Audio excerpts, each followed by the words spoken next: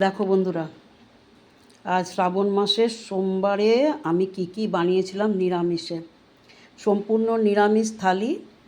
এটা হচ্ছে সাদা ভাত, লঙ্কা লেবু, এখানে হচ্ছে ঝিরিঝিরি করে আলু পোস্ত ছিটিয়ে ভাজা, এটা হচ্ছে কুমড়োনি, এটা হচ্ছে বেগুনি, এটা হচ্ছে আলু গোল গোল করে চিপসের মতন করে বেসন দিয়ে ভেজেছি, আর এটা হচ্ছে ছানার ডালনা, এটা হচ্ছে মুগ ডাল, কাঁচা মুগ ডাল, এটা হচ্ছে আম আর খেজুর কিশমিশ আর টমেটো দিয়ে চাটনি, আর এখানে হচ্ছে আম, আর এখানে হচ্ছে সালাদ শসা। তো এই হচ্ছে আমার আজকের দুপুরের মেনু।